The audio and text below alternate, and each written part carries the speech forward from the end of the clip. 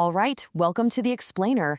Today we have a massive, incredibly specific goal. We are going to transform an everyday budget device into an absolute 90 frames per second powerhouse. And the best part?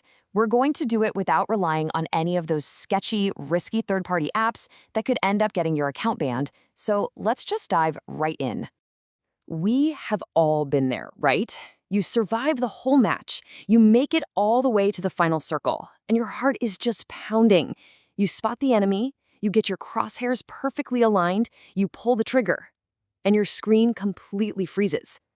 By the time it unfreezes a second later, you're just staring at the lobby screen. It is so incredibly frustrating, mostly because you know it wasn't your skills that let you down. It was the frame drops.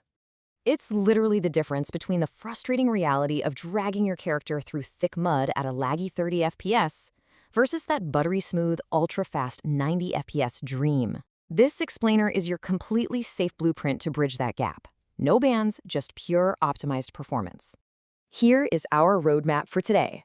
First, the end of gaming lag. Then, secret system developer tweaks. After that, beating the silent FPS killer. Next, perfecting your in-game settings. And finally, fixing high network ping. Okay, part 1, the end of gaming lag. This is all about pure system tuning.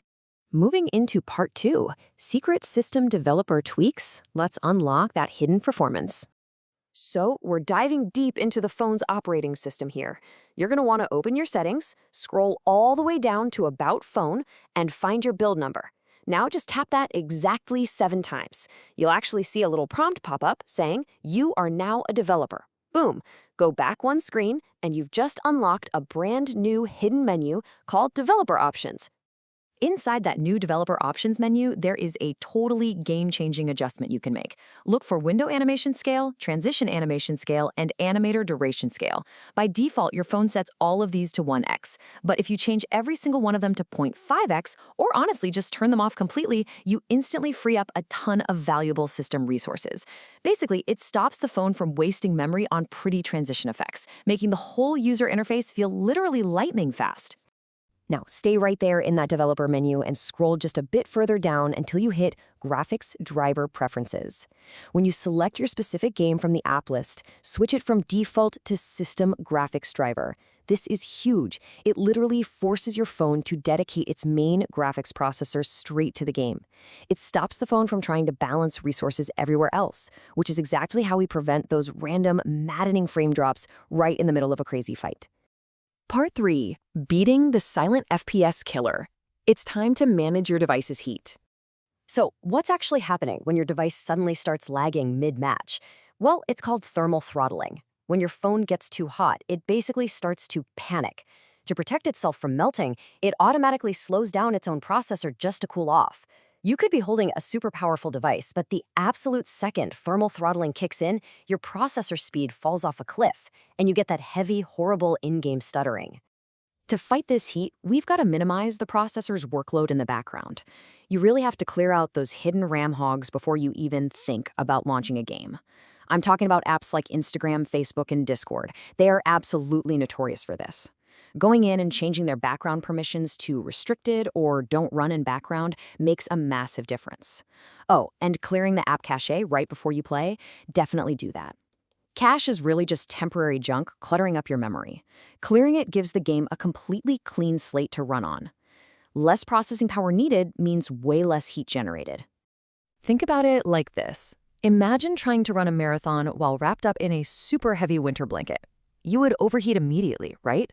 Well, if your phone case is thick or made out of heavy plastic, it acts exactly like that blanket. It just traps all the heat coming off the battery and the processor.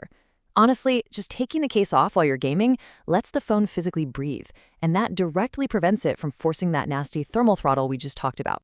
Moving right along to part 4, perfecting your in-game settings. This is your competitive setup. Look, if you remember literally nothing else from this entire explainer, please remember the golden rule of competitive gaming. Graphics down, frame rate up. I know it's super tempting to crank up the graphics to make everything look beautiful, but high graphics just add things like detailed grass, dynamic lighting, and super heavy shadows. Not only is that going to heat up your phone fast, but it actually creates visual clutter that makes spotting enemies significantly harder. Getting this exact combo dialed in is critical. Over in your graphics settings, you want to set graphics to smooth, or whatever the absolute lowest setting available is. That gives you a perfectly clean, unobstructed line of sight. Next, push that frame rate setting to extreme 90 FPS, or basically the highest possible option your specific device will unlock. Smooth graphics plus maximum frame rate is the ultimate recipe for maximum stability and visual clarity when the stakes are high. Now check out the audio tab, because there's a secret tip here that a lot of players completely miss. Using ultra audio quality on a budget device secretly drains your CPU power just to process all those high-definition ambient sound effects.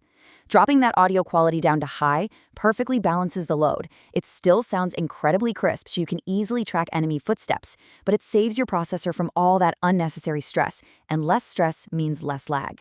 All right, our final section, part 5, fixing high network ping. Let's stabilize that network.